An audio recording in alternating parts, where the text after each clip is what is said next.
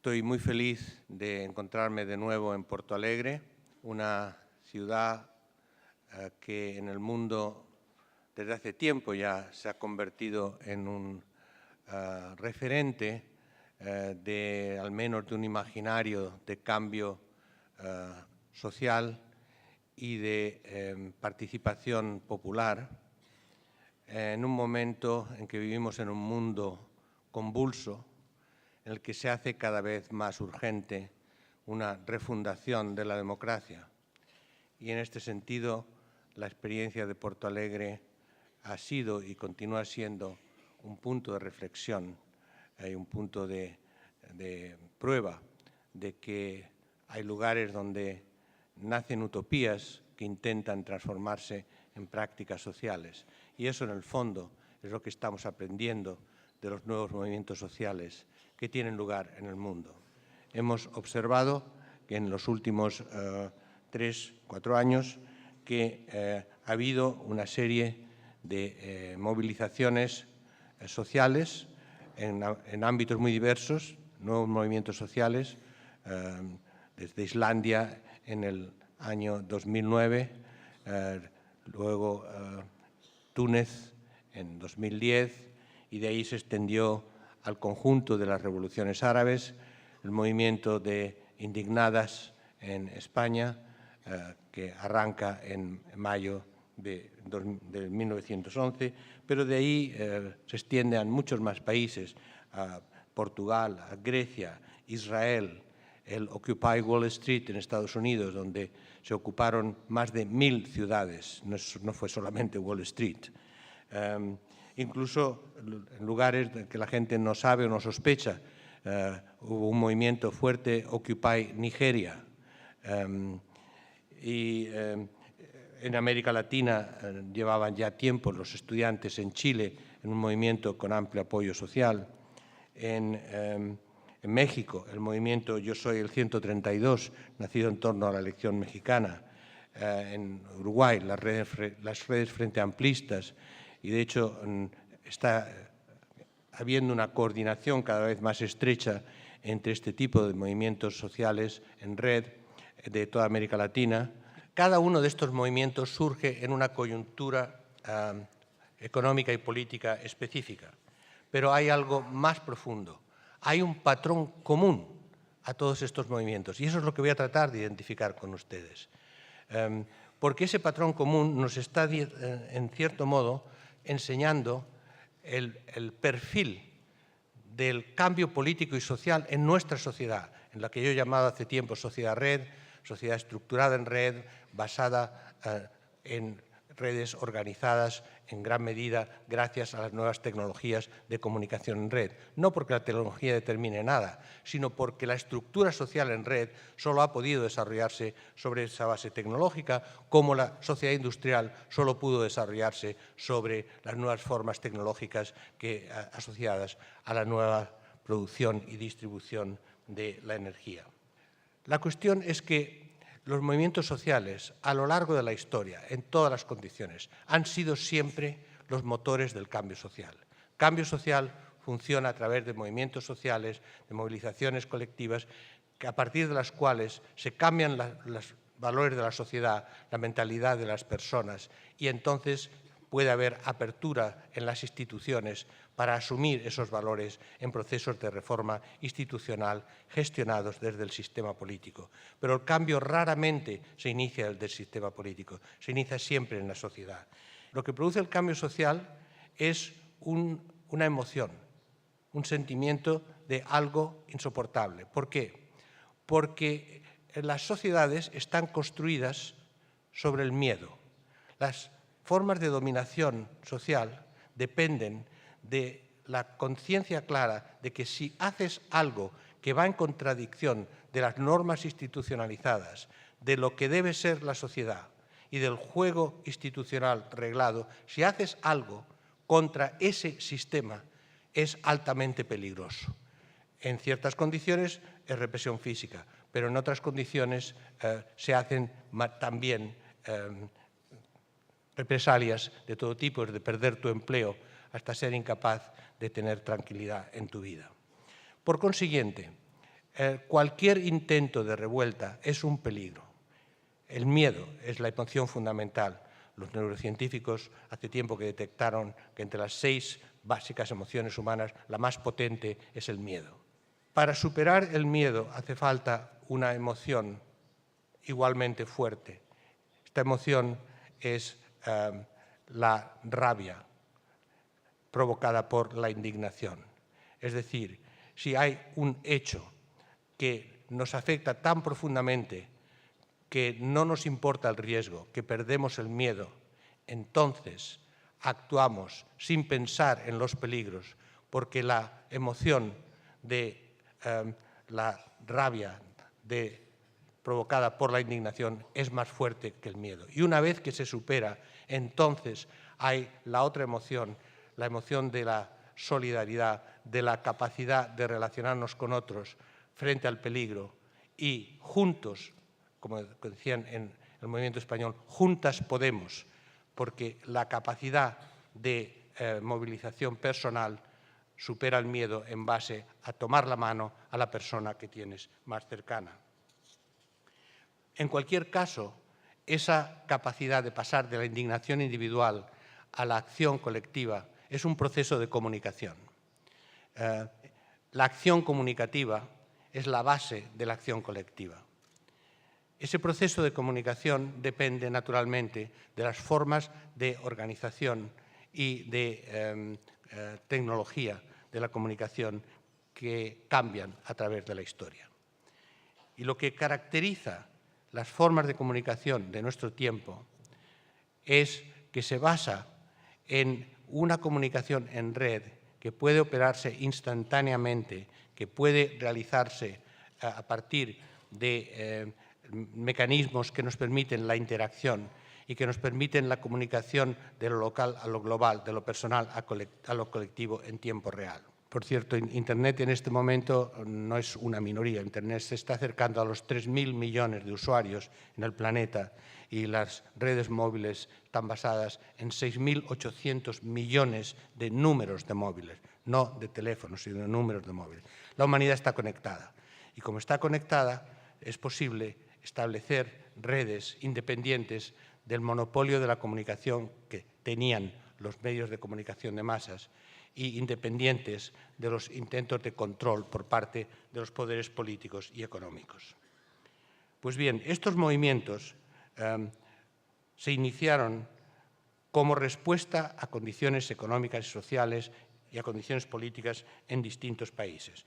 En los países europeos y de Estados Unidos fue a partir del 2008 la crisis económica, pero sobre todo algo específico. Era la indignación contra una crisis económica provocada por el sistema financiero y a la cual los gobiernos respondieron salvando a los bancos y condenando a las personas.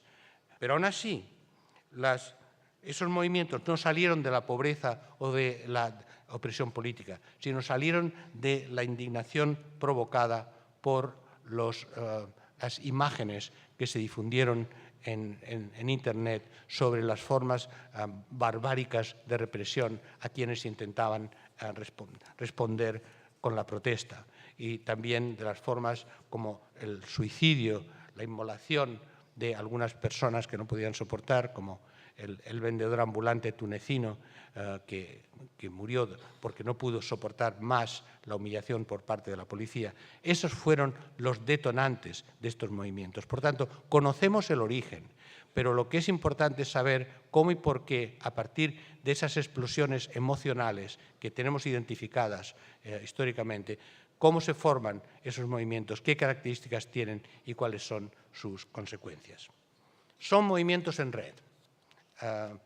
Pero la red es red de múltiples formas. Son movimientos que generalmente nacen en Internet. ¿Por qué nacen en Internet? Porque es un espacio protegido en el que se puede enviar un mensaje que puede resonar inmediatamente en múltiples personas, en miles y miles de personas, y ese mensaje es suficientemente rápido y su difusión es suficientemente rápida como para que no pueda ser reprimido de inicio. Pero las redes son multimodales, no son solamente redes en Internet, son también las redes sociales que existen en la sociedad, son las redes de amigos, de personas que se conocen. Y es esta multimodalidad la que es importante. Nueva característica, estos movimientos son locales y globales al mismo tiempo. Y esto es fundamental. Nacen localmente, nacen en situaciones locales, pero siempre están en interacción constante con lo que ocurre en otros lugares del mundo y en un debate general de todas aquellas personas en cualquier cultura que se interesan por lo que está pasando como nueva forma de expresión de valores comunes en la humanidad. La ecología no es un problema local, la opresión de la mujer no es un problema local, la marginación de las jóvenes no es un problema local. Son problemas globales y son problemas ligados a poderes globales. Sin embargo, se viven en lo local porque nadie vive en lo global, más que los llamados ciudadanos del mundo que no son ciudadanos de nada. Lo que ocurre, se pierden en las redes globales de poder. Están en los espacios del poder, que son espacios abstractos, espacios de flujos, organizados en computadoras y redes de avión y habitaciones reservadas de aeropuertos y hoteles. El espacio local es el espacio donde se forma la identidad y es donde se forma la defensa de lo que una persona es y siente. El espacio global es el espacio del poder. El espacio del poder siempre ha intentado controlar el espacio local, por eso es el poder. El contrapoder que se genera a partir de lo local interviene en el espacio del poder mediante la organización de múltiples espacios locales a través de las redes de Internet y de las redes de contestación de ese poder global. Esos procesos de deliberación no son solamente para llegar a acuerdos concretos. La mayoría no se llegan a acuerdos concretos y además las asambleas se reúnen al día siguiente y cambian el resultado. O sea que muy eficaz no es, pero también depende de qué estemos hablando en términos de eficacia, porque lo que están aprendiendo a través de ese proceso es la reconstrucción de un proceso de decisión colectiva y democrática. Están experimentando nuevas formas de democracia y que, por consiguiente, en muchos casos son fallidas, son muy ineficaces, pero al mismo tiempo van creando los mecanismos y la mentalidad de qué es una deliberación popular, de qué es una participación que no tiene objetivos predeterminados, precontrolados por parte de una organización institucional. Es más, esas formas de, en el fondo, participación, crean un sentimiento de estar juntos, un sentimiento de que no hace falta tener un carné de partido ni siquiera compartir un programa. Simplemente estando allí se tiene derecho a la palabra y se tiene derecho a poder debatir. ¿Y todo eso para qué? ¿Qué es lo que realmente sale de este conjunto de movimientos? ¿Cuál es el resultado? ¿Dónde está el resultado? Entonces, quisiera terminar reflexionando con ustedes tanto la respuesta a esa pregunta que hacen los movimientos como las ideas que he ido configurando a través de esta observación. Primera cuestión. Los movimientos son, lo que dice el movimiento es, en realidad, lo más importante no es lo que conseguimos, no es el producto, sino cómo lo hacemos, el proceso. Lo importante es el proceso, no el producto. ¿Por qué? Porque el proceso, es decir, las formas de organización espontánea, de deliberación espontánea, de articulación de la democracia, crean una experiencia vivida de cuáles podrían ser otras formas de relación humana, otras formas de representación política. Por tanto, el aprendizaje de una futura democracia se hace en estas prácticas y se hace ahora. Y lo que vayan haciendo durante estos movimientos es lo que produce materialmente el futuro. Es decir, las formas institucionales, las formas democráticas, no son programas abstractos intelectuales, son experiencias prácticas vividas por millones de personas que se van decantando a partir de ahí en una serie de instituciones que pueden ir surgiendo en el futuro. Eso es la primera cosa que el movimiento dice. Mi observación sobre esto. Los movimientos sociales a lo largo de la historia, cualquiera que sea su ideología, no son movimientos políticos, tienen consecuencias políticas, pero lo que realmente es importante es el cambio de mentalidad, el cambio de la cultura de la sociedad.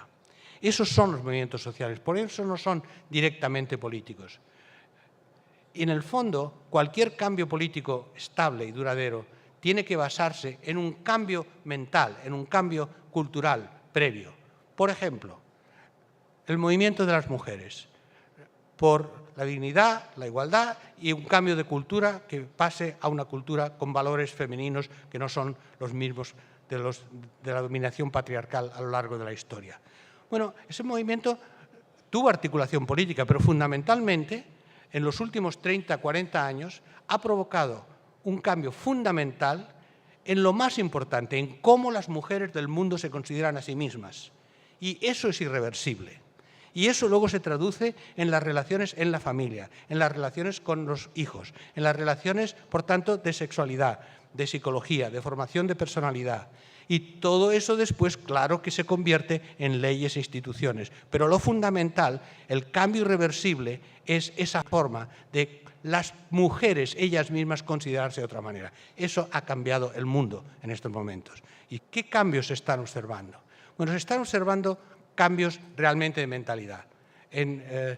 Si hablo de mentalidad en Estados Unidos, la idea más ajena a Estados Unidos era que había una sociedad de clases y que la gente no tenía, que todo el mundo dependía de sí mismo para progresar en la vida. Bueno, la proporción de personas que en Estados Unidos, antes del movimiento, pensaba que contigo ya vale y que no hay problema, que tu valor se impone en la sociedad, era más o menos del 65%. Ahora ha bajado al 30%, en 3 años, bajo el impacto de lo que han sido los debates sobre la injusticia de la sociedad, el 99%, la riqueza insultante de unas minorías con arrogancia absoluta. Ese debate en Estados Unidos ha cambiado. La forma en cómo los movimientos sociales han debatido las formas de la política hacen que hoy día los partidos políticos estén planteándose qué otra forma pueden tener de relación con los ciudadanos. Ya no son los partidos arrogantes que pensaban que votan y nada más. Hay un movimiento profundo, sobre todo en los partidos de izquierda, porque se dan cuenta que los partidos de derecha no tienen problemas porque la derecha siempre es la misma, siempre defiende los intereses dominantes y no hay más. Pero los partidos de izquierda, si no defienden los intereses de la sociedad, desaparecen. En este proceso de transición de una sociedad industrial a formas de organización, de economía, de cultura, cultura digital, organización en red, cultura de la autonomía, cultura de los individuos conectados. Este es otro tipo de sociedad y otro tipo de cultura. Las instituciones políticas que tenemos en nuestros países están heredadas de una sociedad que ya no existe, que apenas existe, y se ha convertido en un sistema político encerrado en sí mismo, controlando cualquier acceso a ese sistema político y dejando fuera toda la ebullición de una sociedad autoorganizada, autoconsciente, autoinformada, autoeducada. Esta separación entre la política y la sociedad conduce a un suicidio institucional, a menos que de los embriones de movimientos sociales que estamos observando en todo el mundo nos surjan nuevas formas de representación democrática que no podemos imaginar todavía, pero que están siendo experimentadas en el seno de estos movimientos. Muchas gracias por su atención.